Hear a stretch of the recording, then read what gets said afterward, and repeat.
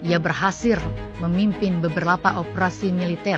Di sini Prabowo mendapat julukan 08 dari Satuan Anti Teror. Belum lama dilantik sebagai Brigadir Jenderal pada 8 Desember 1995, Prabowo langsung membawa pasukannya ke Mapenduma untuk menyelamatkan Sandra. Tak hanya menyelamatkan Sandra, Prabowo juga memimpin ekspedisi Kopassus yang bekerja sama dengan beberapa lembaga lain untuk menaklukkan gunung tertinggi di dunia. Sungguh sebuah pengalaman yang luar biasa. Namun di tengah karir dan kehidupan yang baru berjalan, Prabowo dipaksa menghadapi pilihan yang sangat berat. Indonesia mengalami pergolakan politik yang memaksa Prabowo terseret dalam pusarannya. Sungguh sebuah ujian dan masa-masa terberat bagi Prabowo. Ujian ini menghadapkan Prabowo pada puluhan persilangan pilihan yang sangat berat. Apa yang harus dia putuskan? Kesetiaan kepada atasannya, presidennya, kepada keluarganya, istri, kepada bawahan dan pasukannya, kepada negara, atau kepada rakyat Indonesia. Mana yang harus dipilih?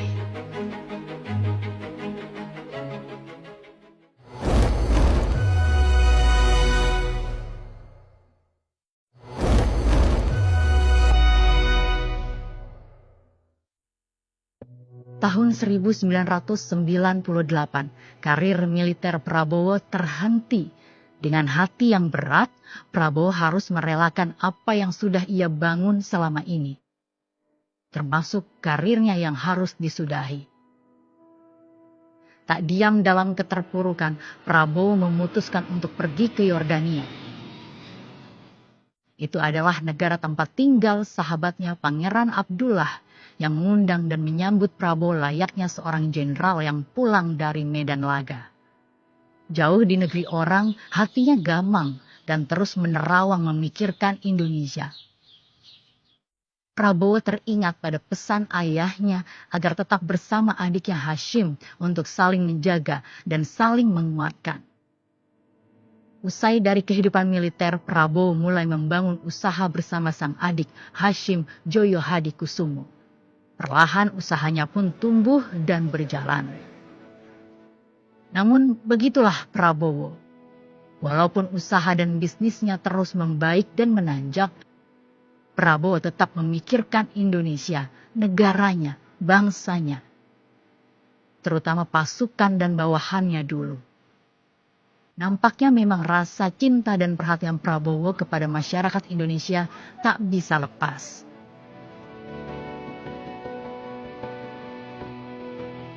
Sampai pada suatu hari, sebuah kabar membuatnya ingin segera kembali ke Indonesia. Sang ayah jatuh sakit. Namun, posisi, kondisi, dan situasi politik saat itu membuat kepulangan Prabowo tidaklah mudah. Segala upaya dilakukan agar ia dapat pulang dan menjejakkan kakinya kembali di tanah yang ia cintai. Namun, bagaimana kisah dan upaya Prabowo untuk pulang?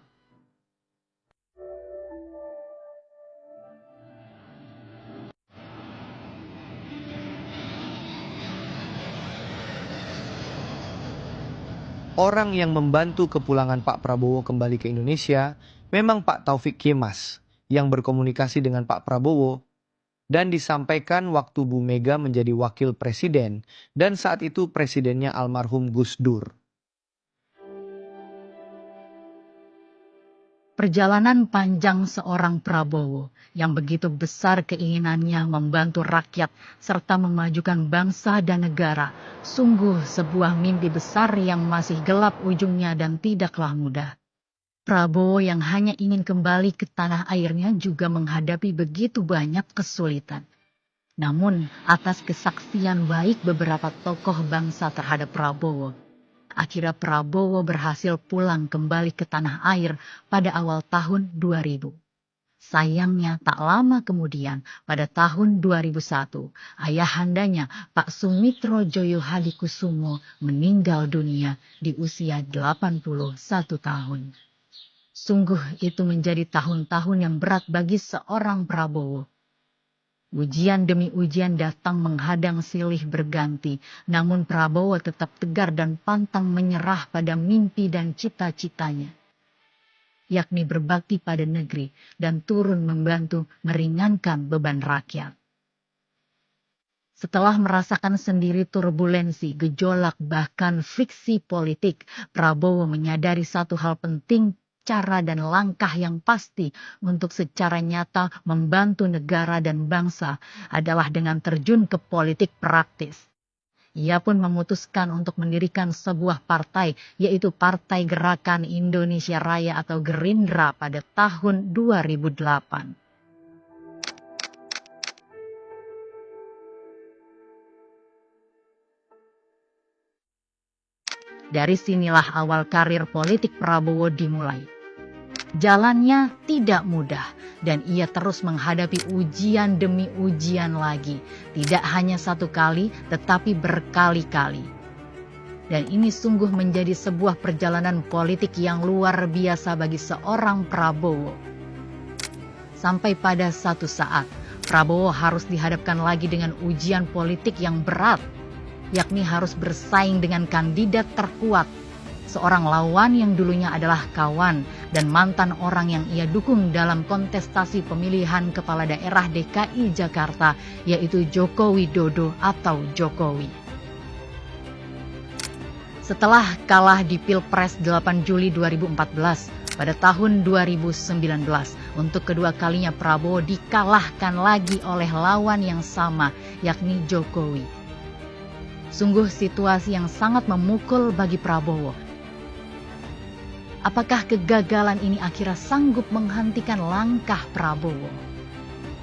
Pada suatu hari Sabtu di stasiun MRT Lebak Bulus, Prabowo meringankan kakinya untuk bertatap muka langsung dengan Jokowi, pesaing terkuatnya dalam 2 kali Pilpres. Pertemuan Prabowo dengan Jokowi sungguh sebuah gambaran betapa besarnya jiwa Prabowo yang rela merendah dan mengalah demi bangsa, demi negara, dan demi persatuan rakyat.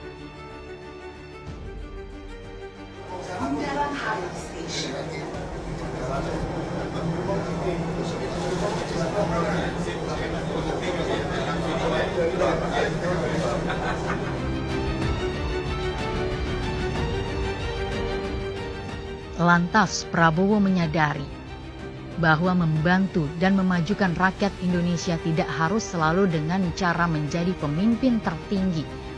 Baginya keutuhan bangsa lebih penting di atas kepentingan golongan.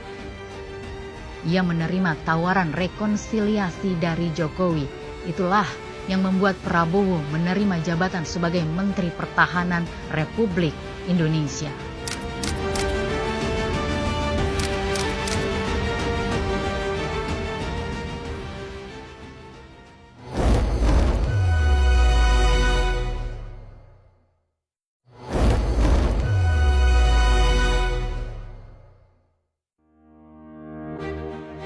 Rasa cinta tanah air, bangsa, dan negara memang sulit untuk bisa dibayangkan dan digambarkan dalam perjalanan panjang hidup, karir, perjuangan, dan kontestasi politik seorang Prabowo Subianto. Seorang anak dari keluarga yang mapan, tersohor, dan punya tempat dalam sejarah negeri ini, tentu tak perlu pusing apalagi harus berjibaku dengan begitu banyak ujian. Binaan keluarga sejak dini, lingkungan pendidikan, dan tempaan dunia militer telah membentuk Prabowo menjadi pribadi tangguh yang tidak mudah menyerah. Ujian demi ujian tidak membuat Prabowo menyerah. Kegagalan demi kegagalan tidak menjadikan semangat Prabowo kandas. Prabowo tetap teguh, berani, dan gigih untuk terus mewujudkan keinginannya.